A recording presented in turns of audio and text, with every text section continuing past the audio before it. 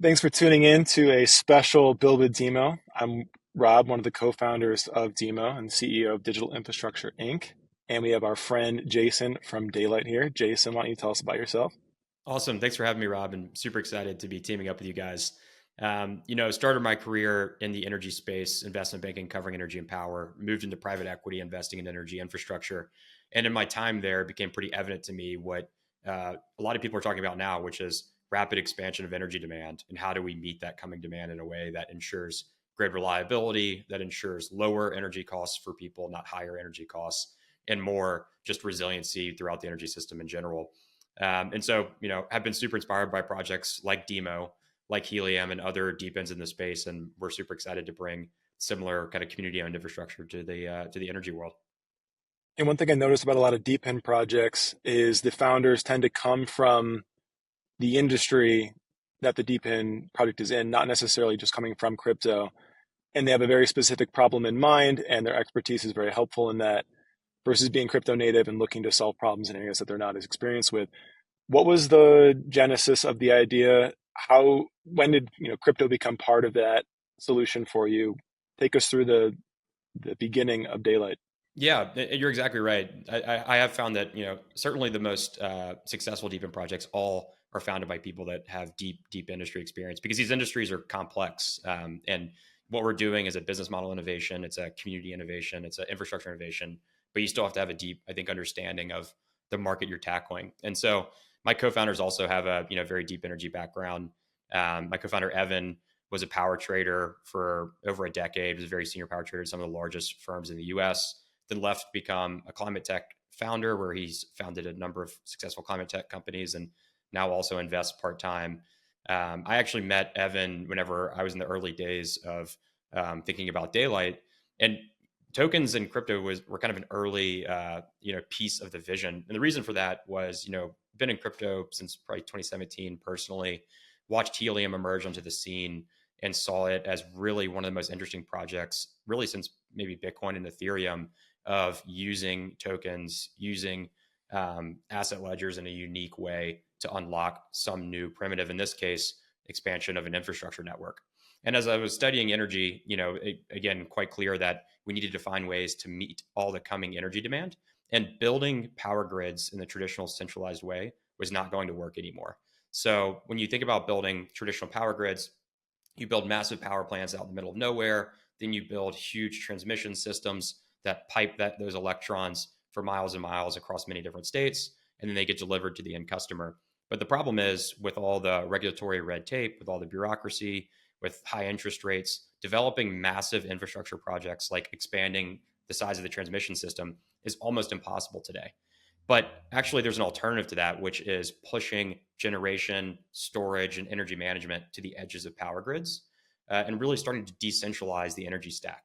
And so, kind of co locating intelligent energy management and generation and storage at the point of consumption, like on our houses and our small businesses all across the distribution grid. And by doing that, we can offset the need for trillions of dollars of infrastructure expansion.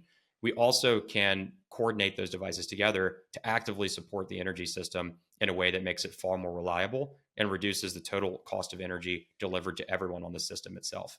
And so as I studied helium, it became very clear that this was a really interesting new mechanism to incentivize people to contribute to some decentralized infrastructure network. And then as I saw, organizations like DIMO emerge and really validate that thesis, and that this is not just a one-off, but this is something that can be very effective. It helped me really determine that this was the right way to go build infrastructure like this. So I met Evan, my co-founder, who was a power trader. He actually had been working on a similar concept for a number of years, and we decided to team up. And he brought in our third co-founder, Udit, who's our CTO, who was at Con Ed. He's a certified grid operator for New York ISO. Has been very, very deep in energy grid management and power system management. And for the last few years, have been working on distributed energy software with Evan. So the three of us decided to team up and really start to tackle this problem and build decentralized energy in kind of this novel new way pioneered by DIMO and Helium and many others. Yeah, that's interesting. You kind of say that. Were there any other previous pivots or versions of Daylight or versions that were less decentralized in the early days of DIMO? There were a couple different versions of DIMO beforehand. We were trying to build things that we would need DIMO to build, but DIMO did not exist, therefore we couldn't. So we started looking further up the stack. Then we started to, or further down the stack, and then we started to look at acquiring vehicle data and had a lot of trouble doing that, which kind of led us to DIMO. We were thinking about paying people cash for installing these devices and then Yep. mining helium at the same time, realizing how to put everything together into the DIMO we have today. Was there an earlier version? Actually, it's kind of unique. I would say we started off more decentralized with the vision of only building a decentralized network, and then decided, hey, we should go build more centralized tooling around the decentralized protocol to make this successful when we actually launch the protocol, because energy is quite complex. And so when we first started the business, the goal was to only launch the protocol and allow anyone to come build and scale around it. But what we realized is that energy is really just difficult. It's not the same deployer model as purchasing a radio and plugging it into an outlet, right? Solar and storage is expensive assets. You need financing typically. You need a professional installer that's a licensed electrician to install that equipment. You need inspectors that can go around and determine if you need to increase the efficiency of a home before you would do things like deploy solar and storage. And so there's a really complex, fragmented market today around how electrification and energy upgrades are put into homes and businesses. There's solar installers, some do batteries, some do not. There are electricians that don't do solar. There's insulation contractors to help increase energy efficiency. There's HVAC contractors to install intelligent HVAC systems and water heating systems. And none of these groups really communicate with each other because they're all local specialists and professionals in their own unique asset that they install. They don't really communicate with each other, and they don't collaborate with each other. And so what we decided to do last year was, kind of surveying the landscape and deciding if we really want Daylight to scale well in our core markets, we need to go and build a standardized software platform and marketplace of local installers to make it incredibly simple and much lower cost for users to access these energy upgrades. And so we actually launched that company earlier this year, where we now have a full service installation platform where users can come to Daylight. They can get solar and storage installed by local professionals that we vet and QA.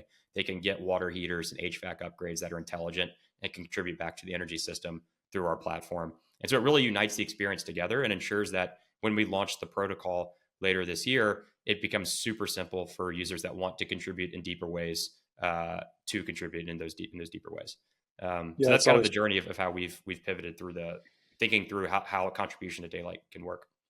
it's always tricky. We grapple with some similar things in terms of, okay, we want to just build a decentralized protocol, but maybe we need to help a bit with the hardware. Maybe we need to help a bit with the software connected vehicle. Maybe we need to help a bit with building out some of the use cases Yep. that are kind of that initial killer app. And it's like you only have so much, so many resources at your company can only do so many things at once. So Totally. managing that is But always I do think that's something that we will see emerge, right?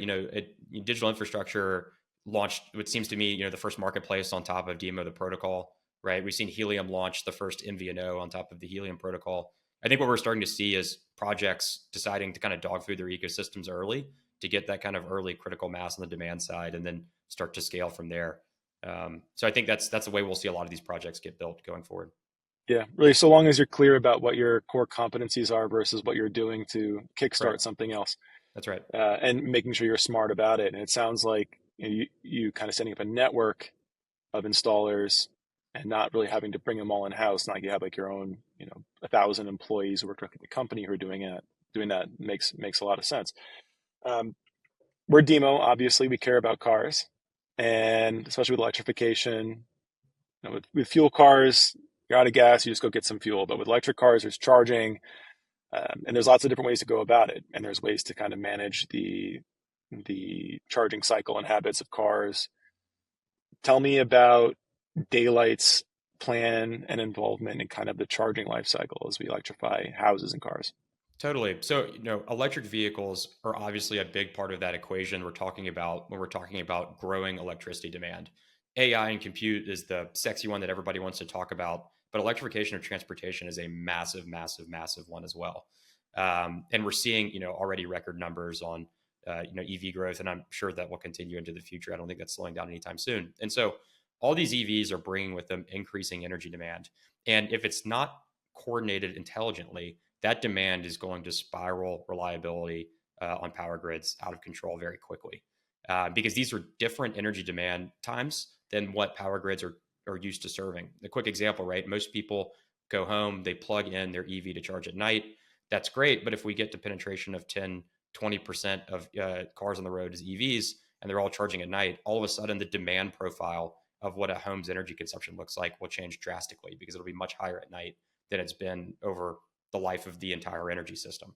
And so managing EV charging intelligently is going to be a very key component of ensuring that the grid of the future remains reliable, that it can serve all this new load, and that we can decentralize the energy system in an intelligent way. And so that looks like a few kind of interesting concepts. The basic one is just managed EV charging. So it's helping users intelligently charge at times where energy is the lowest cost in the energy system and rewarding them for doing so. So it's coordinating, hundreds of thousands of EVs together to ensure that they're all optimizing and charging at the correct times. A little bit, further down the road, we'll start to see things like vehicle to home and vehicle to grid, where the electricity stored in an EV's battery can actually be an asset. It can actually isolate the entire home, just like a power wall or a generator does today. And so that becomes really interesting whenever we can do things like totally remove a home's load from the energy system at peak times by using electricity stored in the battery of these EVs. All these things, though, rely on connectivity to the car and connectivity to the charging cycle. And so for us, we need a suite of APIs where the protocol can communicate with these charging schedules. They can get historical data on these charging schedules, and they can manage the charging cycles of the cars directly within the parameters that the user allows a protocol to control its charging cycle. And so, that's why we're so excited to build on DIMO. I think DIMO's built an incredibly useful developer platform for people like us to come in and build, one of the first energy applications on the network, and use those APIs to manage those charging cycles within the parameters that users allow us to. And you have your work cut out for you a little bit, because I think people think energy, they think centralized power plants. You're not going to put up your own thermonuclear reactor in your backyard and create energy. But people forget that energy is consumed at the edges. That can be controlled, and energy doesn't travel super well over long distances. It's hard to load balance local areas, especially as more and more things become electrified, Yep. especially mobility, especially servers with AI and increased other digital use cases, whatever it is, Bitcoin mining, whatever.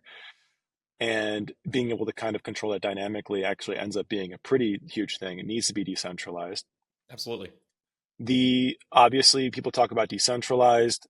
Blockchain's a very decentralized thing, but you don't need the blockchain to build decentralized technology. Decentralized technology doesn't need blockchain.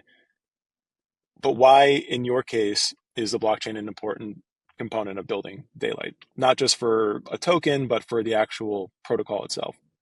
Yeah, I think there's a number of reasons. Number one is when you think about decentralized energy networks, they are providing some form of commitment to the energy system in order to extract value from the energy system. So just like, in certain energy markets, for example, there are things that exist called capacity markets. And these are almost like insurance markets from the energy grid itself, where they tell power generators, hey, we will pay you X dollars a month to just be on standby. And then when we need you, we will also pay you a dispatch rate, but you have to be available when we need you. And it's kind of this reserve or insurance for power grids. Distributed energy networks can participate in these capacity markets just like power grids can. But there's a reliability concern from the energy market, because the energy market says you're not just one big centralized power plant that we can meter directly. You are a network of 100,000 electric vehicles in our footprint. How can we trust that these electric vehicles are listening and are reliable and are willing to show up and be there whenever we need it? And so there's all these reliability concerns around decentralized energy networks in the energy system. And so what we're building at Daylight is not just purely this connectivity layer between connected energy devices and energy grids.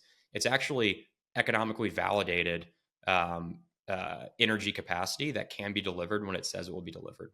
And we'll describe a little bit more about this when we release our documentation in the coming weeks and months. But really what we're doing is building out a proof that we call proof of flexibility that is validating participating nodes on a continual basis to ensure that they have the flexibility that they say that they're providing to the energy system, rather than just getting them to sign up for a network and hoping that they show up on the day when you need them.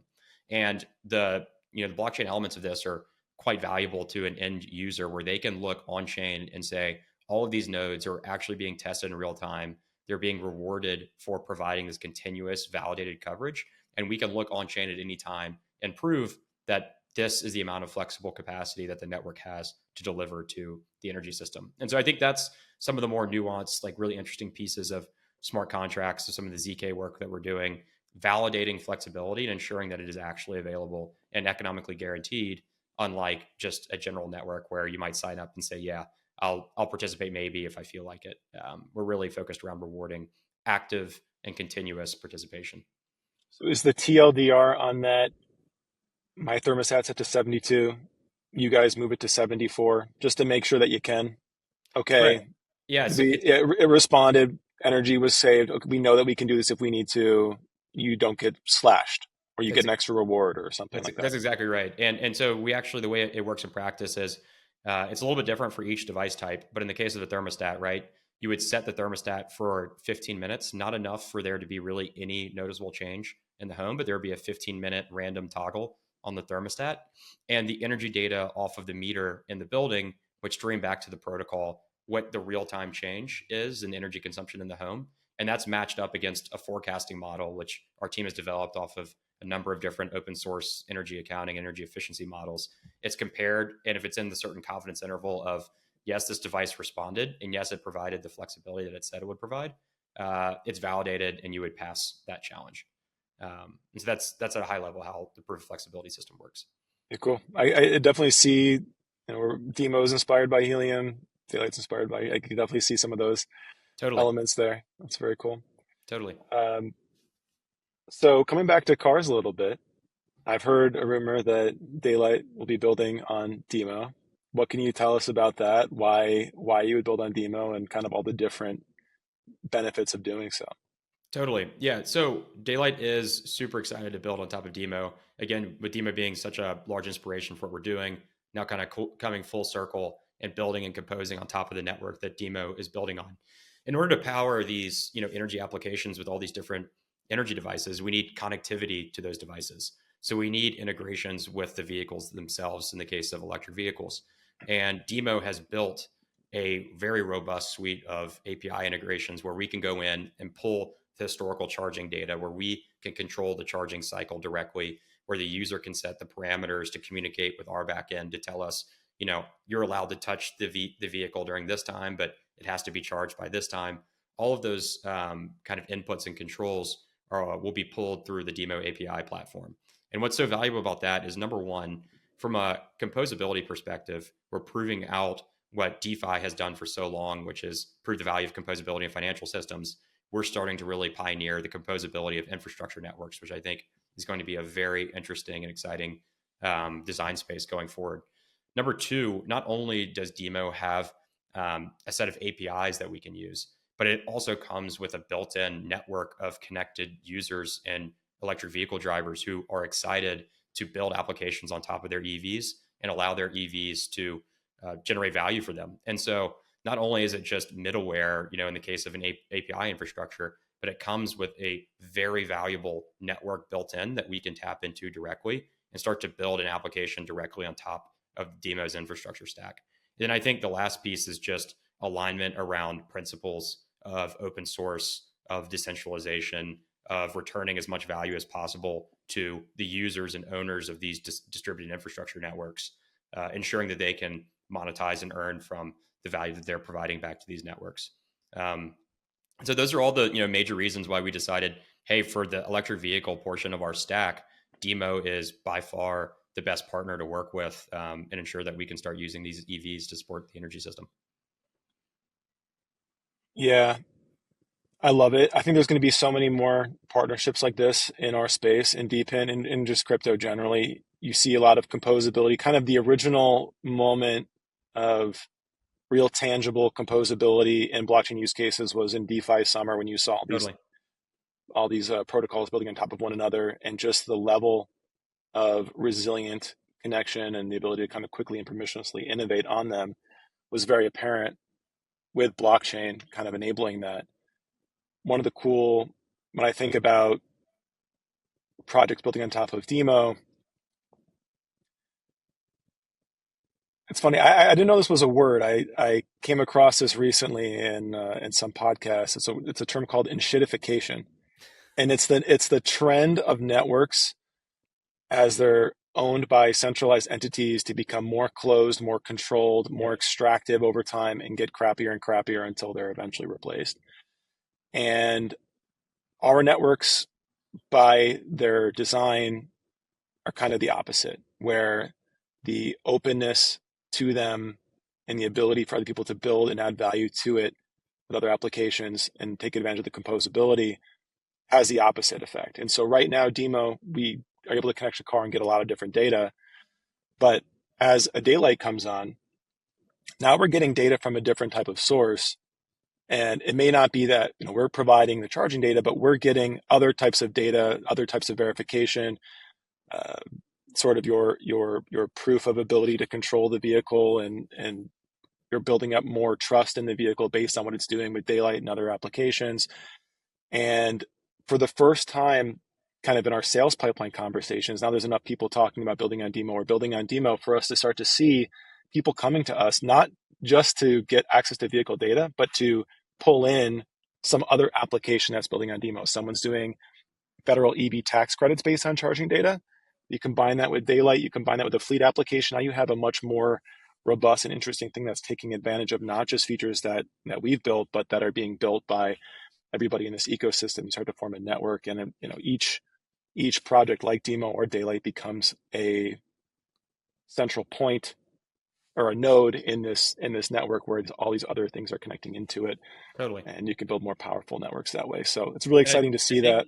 for deepins as well, it becomes really interesting whenever like just enrollment in different deepins becomes so simplified where, you know, a Daylight app can enroll you both in Daylight and DIMO if you have an electric vehicle, and a DIMO app can enroll your DIMO connected vehicle into Daylight. And, you know, it's not like you have to break into these different closed end ecosystems. You start to see someone just enter an ecosystem some way, somehow, and now they're exposed to all these other different community owned infrastructure projects that they can enroll their equipment in and start to earn from. I think that's going to be really exciting to see.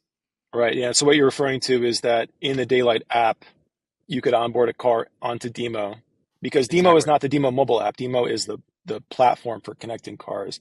DIMO mobile is just an app to do that on. And similarly in DIMO mobile, we can have a charging widget for your car where you're enrolling in Daylight and other things, and viewing your charging history and all kinds of stuff. And these projects can onboard users to each other's protocols. Exactly.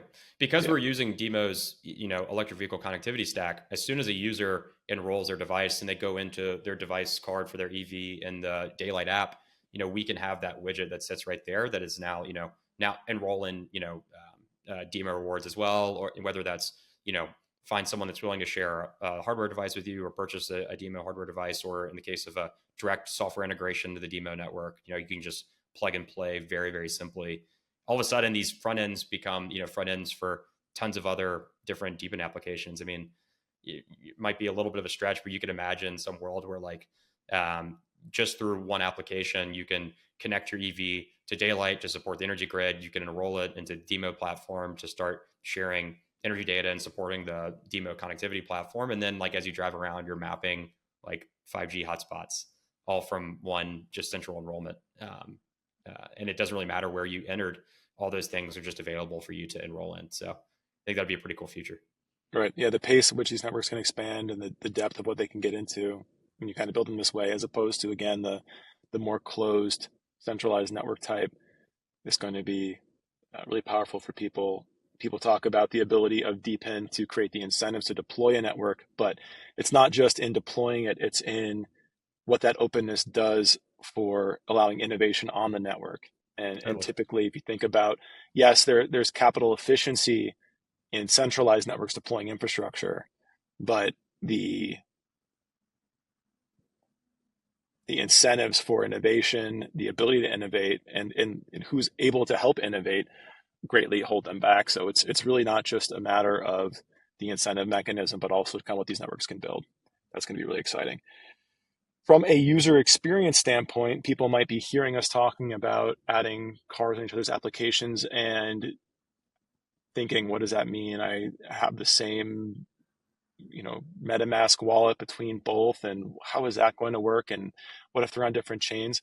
One of the things that's exciting about this era and this upcoming cycle is I think we're going to start to see pretty much every application as table stakes have some type of wallet as a service or smart account style structure with account abstraction. We're very close to implementing that here. And in about a month or so, users will sign in with an email that will generate a signer for them that will control a DIMO Smart account with account abstraction, so there's no gas or any confusion there. One way that this can become really powerful is a Daylight account could become a signer on the DIMO account, and you could manage your DIMO car from Daylight. Still, though, there's a bit of fragmentation. There's still some clunky, weird UX stuff. Really, the big divide in DePIN seems to be along Solana versus EVM lines, and as long as two products are on the EVM side, the composability and user experience can be pretty good. Or if they're on the Solana side, their composability and experience be pretty good. Across them is a little bit more difficult. You've chosen to build on EVM. You're building on Base. What went into that decision? Why is EVM the best place for Daylight?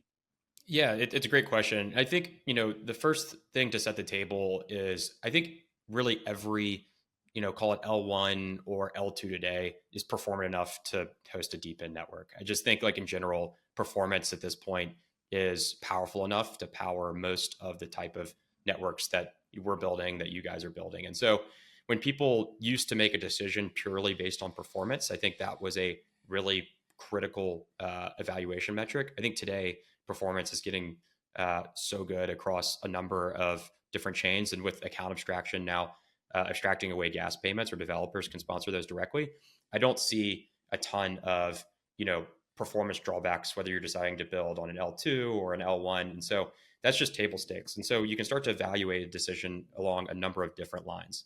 And when I was evaluating that, there's a few things that were important. Number one is UX and DevX. So how clean is the user experience for our users? Just like you're talking about, can we spin up a signer on initial authorization and never have them have to even think about a wallet or a seed phrase or creating a wallet? Can we connect that signer to a smart wallet where we can sponsor gas payments and abstract away complexities, and ensure they don't have to buy some ETH before they can actually mint an energy device on chain as an NFT? Like, that's a terrible experience. So like, what does the UX stack look like in the ecosystem that we want to build on? And I think the EVM actually still leads pretty strongly in that sense. There's so many good UX tools like Privy, like Dynamic on the wallet side, like Coinbase Smart Wallet, and other options on the smart wallet and account abstraction side. And we'll continue to see more innovation there. But another key part of UX is just DevX. And the EVM still by far has the largest network of incredibly talented developers. So from a talent recruitment perspective, you're recruiting from a much broader pool of talent to come in and help you build the network and the protocol that you want to build, which I think is very valuable. And tools like the Coinbase developer platform, the CDP, are becoming really powerful and really developer friendly for paymasters, for actually developing with on-chain kit. It's become really, really simple for teams to go and start building out initial parts of their infrastructure on chain.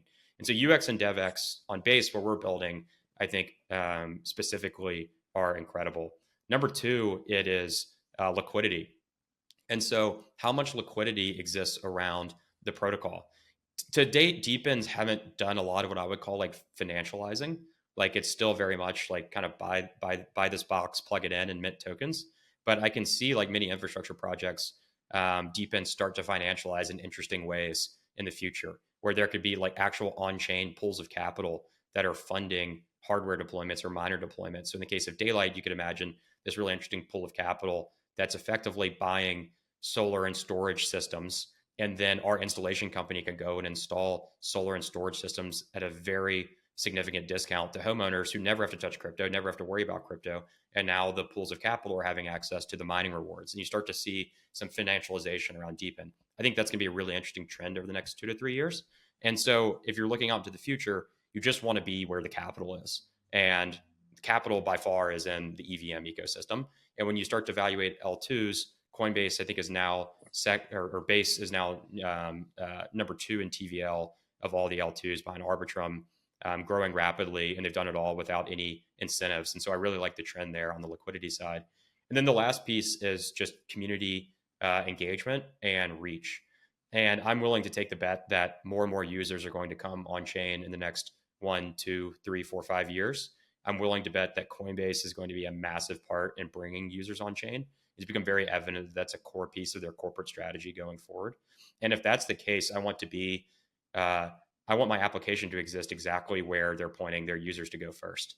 And for us, it was pretty clear that that's Base. And so when I evaluated where to deploy across those three kind of decision points, it was very evident that EVM and specifically Base was the right place to put Daylight. And we've been incredibly excited for all the support that we've gotten from the Base community, from the Base core team. It's been a great decision. So yeah, that was kind of the rubric for evaluation. Makes a lot of sense. I like, there's a lot of things that I like about Solana. I'm definitely not a hater. I'm mostly interested in DIMO above anything else, but I Sure. can't help but be a little bit biased towards EVM. I was a consensus for 4 years. But kind of as you mentioned on the DevX side, it's not just the fact that there's a ton of audited Open Zeppelin contracts you can just lift off the shelf. It's that a lot of applications are kind of out of the box, ready to work with EVM chains, and undeniably, there's more DePIN on Solana today. Yep. And we just kind of earlier we talked about composability among DePIN projects and how our projects can be composable together to great effect. But like you were kind of mentioning as well, the applications that DIMO's most interested in being composable with are on-chain titles, registrations, insurance, auto loans. We want to bring kind of all auto commerce on-chain. We want to be talking to external sensors, traffic lights, so on. Every one of these machines and people in our ecosystem should have a wallet. Yep. And right now, as you mentioned, where more of the enterprise will eventually have to kind of bring in these incumbent enterprise companies, and more of them are finding themselves on kind of the EVM side. This could change. We're certainly not closing the door, forever on Solana. Again, I like those guys. I like Totally. what they're doing. There's a lot of cool stuff going on over there. But for now, similar thought process for going with EVM. Completely agree. And I think the other key piece too is like, on-chain composability is great for certain applications, even within DePIN. There's some really interesting stuff to do with on-chain composability, like we're talking about, like the immediate, for instance, Daylight borrowing Demos, EV NFTs, and being able to use that within our app or the signer within our app. But I think in general, DePINs can also compose with a lot of their off-chain elements. And so just because a project decides to deploy on Solana or a project decides to deploy on Base or on Arbitrum, they can still compose on a lot of the off-chain elements. And so, there's still a lot to do with all the great projects in the Solana ecosystem. Yeah. To close out, obviously, you can't listen to politics or the news without hearing something about the climate and the need to improve it. Whether you think that we need to make massive sacrifices as a country or not to address it is one thing, but I think everybody would be happy to electrify and clean up the climate, clean up the air, electrify the grid here with renewable energy, especially if we can do so in a commercially viable way. What does it mean to you to be kind of consumerizing clean energy tech, especially with blockchain, which is one of the things been historically harder to consumerize anything with? Yeah. So, I think what's really interesting today, especially in the distributed energy space, is that like a lot of times there's kind of like climate acceleration. It's like it kind of goes hand in hand with like doomerism and like deceleration. But in the case of distributed energy, I actually think like distributed energy is a climate accelerative technology, and also just like a general like tech accelerative technology or economic accelerative technology. And the reason for that is distributed energy today in most places around the world, especially in developed countries, is already cheaper than purchasing electricity from a centralized monopoly utility. It's more reliable in case of coupling storage with your solar system or managing your loads more intelligently. You can increase the reliability, eliminate dependence on the centralized grid, and of course, it's sustainable because I like to call it. Somebody posted a funny tweet about just solar panels being small modular receivers instead of like small modular reactors. There's a giant fusion reactor that shows up every single day, and your small modular receiver can receive that fusion energy and turn it into electricity directly for your home or your building. And so it's inherently climate positive.